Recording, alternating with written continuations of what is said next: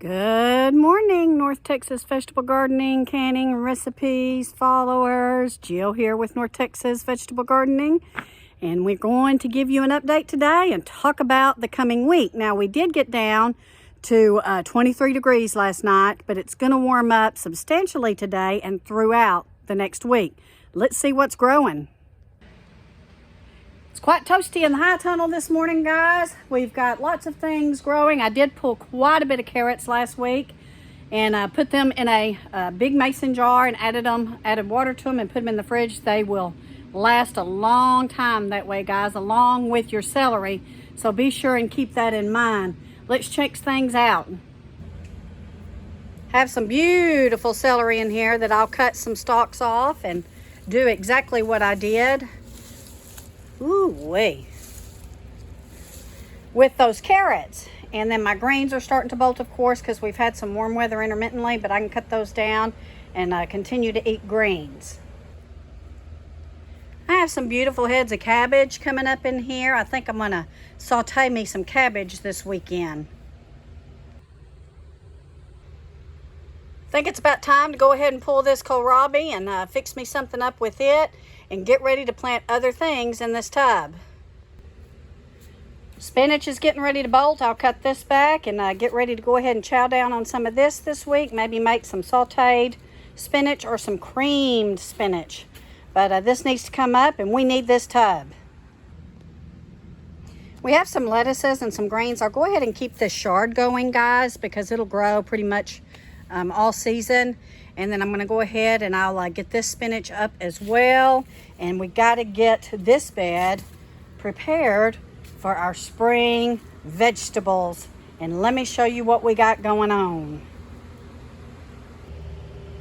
So I still have some carrots in these two tubs. I did pull quite a bit.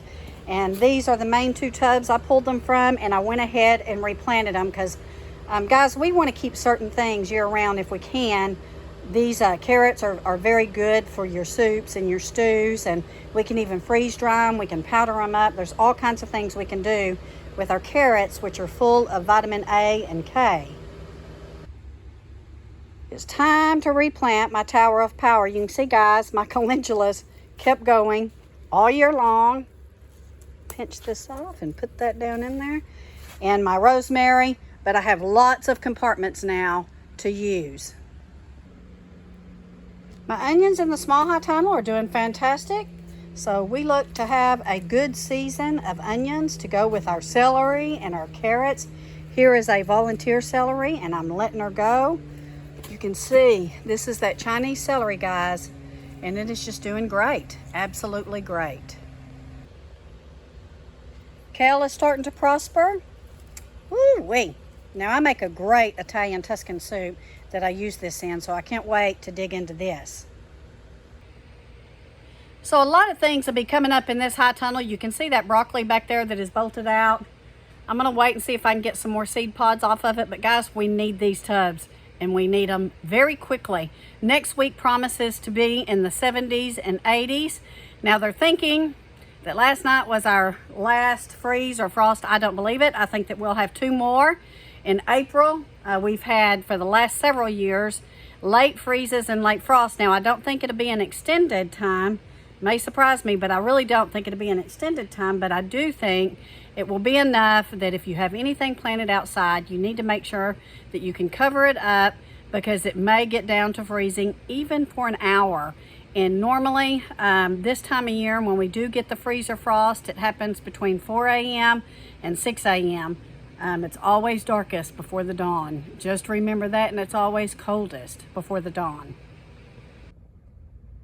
So our 3 raised beds, we'll be getting ready to plant in these. You can see we've pulled everything up. We did try to overwinter our peppers, but I just really don't think that we're going to see anything from them. Nah, there's no green there, guys, no green. So these will be coming up, and these 3, we have 3 of these, will be full of vegetables before you know it.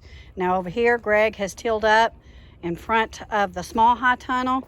This is where we'll do some conventional gardening. We're going to lay some weed cloth down, we think, and pop some things in the ground. And I think some of the things we're going to put in here is okra.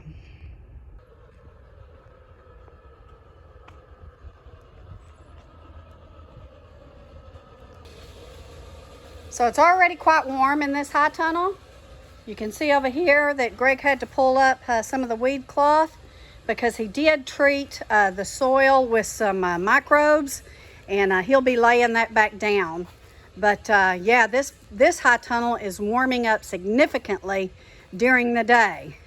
So let's come back over here. You can see I got quite a bit of weeding to do. Greg and I have been sick, so this has kind of gone by the wayside, but we will be taking care of that.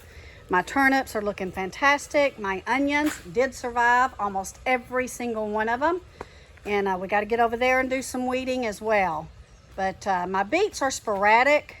I'm okay with that because I will replant them in the fall. And this time next year, we will have a very large harvest of beets. But we really did have a hard time getting kicked off this year with all the things that have been going on in our lives. There's one of my beautiful purple top turnips. See what we got going on in here.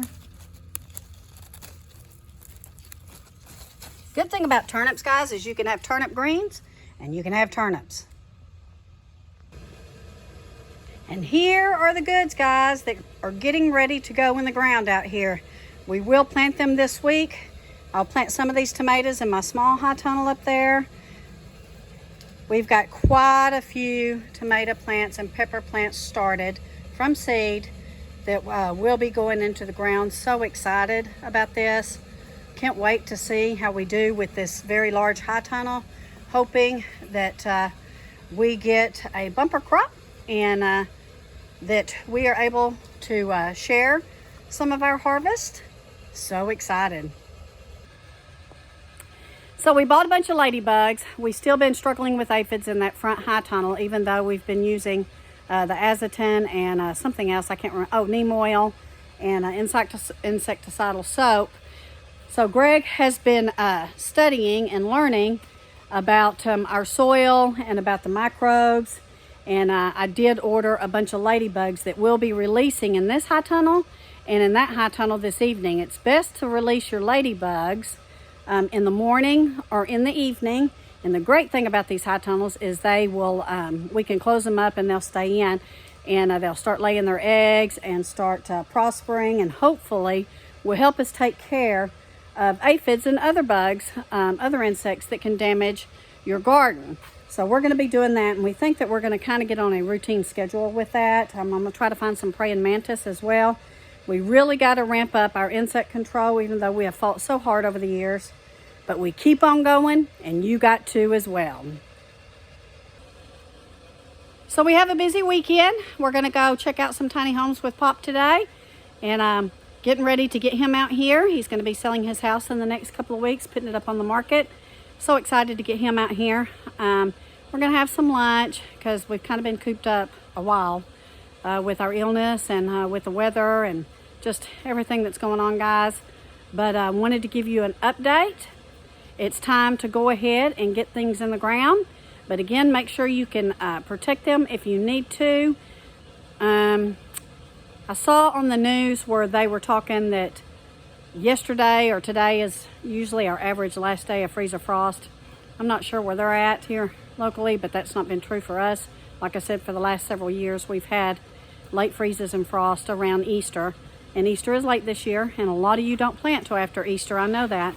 I used to as well, but we're trying to get a jump. We want a bigger harvest. We want more preserving. We want more food. We are going. So get ready, guys. It's here. Start your seeds if you haven't already. Get your seeds on order if you haven't already. We've got squash and zucchini that's getting ready to go in. Cantaloupes and watermelons. Okra. Oh my gosh, I have an abundance of seeds in there that I can't even remember everything. I have to sit down and go through my packs to find out what I'm going to grow, how much of it I want to grow, what I'm going to do with it, how I'm going to preserve it. And so this is a very exciting time. This is one of our most exciting times of the year, guys, is when we start planting, because it does bring us a great deal of peace. And we are just praying that the Lord blesses our garden. We're praying that He blesses your garden as well. We all need it this year. So stay tuned. I'll keep you in touch. We'll be doing planting this week. I'll do some videos. Take care. God bless. Have a wonderful weekend and get going. It's here.